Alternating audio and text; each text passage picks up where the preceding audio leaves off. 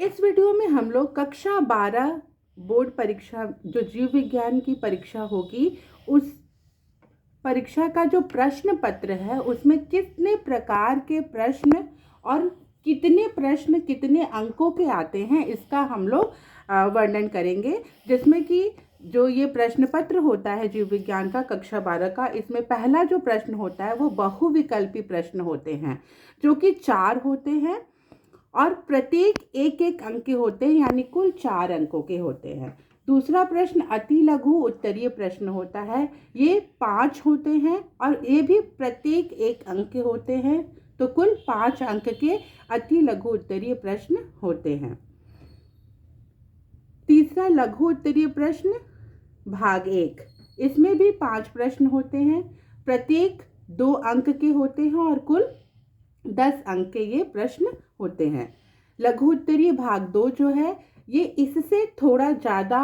कठिन प्रश्न इसमें पूछे जाते हैं, इसलिए इसका जो अंक निर्धारित होता है वो 3 अंक होता है और ये 4 प्रश्न इसमें पूछे जाते हैं और प्रत्येक 3 अंक के होते हैं। इस प्रकार से कुल 12 अंकों के ये प्रश्न होते हैं। 5वां प्रश्न जो होता है वो लघु उत्तरीय प्रश्न, ये भी होते हैं, ये भी संख्या में 4 होते हैं, लेकिन प्रत्येक 3 अंक के होते हैं, यानी कि 12 अंक के यहाँ भी प्रश्न 5वें में भी होता है। छठा जो है इसमें भी 4 लघु उत्तरीय प्रश्न होते हैं, लेकिन ये टिप्पणी आधारित और अंतर आधारित प्रश्न होते हैं और ये भी प्रत्येक 3 अंक के, यानी कि कुल 12 अंक के ये प्रश्न होते हैं। ये अंतिम दीर्घ उत्तरीय प्रश्न होते हैं जिसमें कि 3 प्रश्न करने होते हैं और ये तीनों 5-5 अंक के होते हैं, यानी कुल 15 अंक का ये दीर्घ उत्तरीय प्रश्न का खंड होता है। इसमें ये ध्यान देने वाली बात है कि ये जो 3 प्रश्न होते हैं इसमें 1 by 1 यानी कि 2 में से 1 करना है,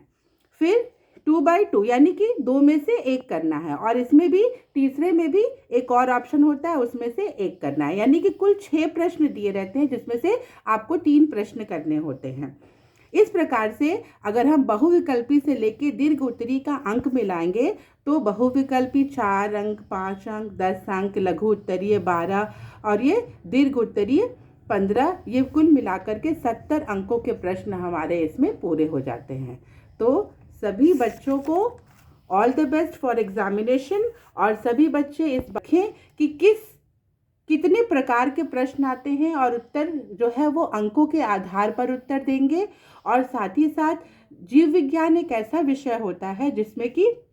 हमें चित्रों पर विशेष ध्यान देना रहता है। अगर हमें वर्णन करने में चित्र की आवश्यकता है तो हमें चित्र को जरूर बनाना चाहिए और जहाँ चित्र के प्रश्न हैं उन्हें विशेष रूप से नामांकित सचित्र सुंदर चित्र को बना करके वहाँ पे वर्णन करना चाहिए। Thank you.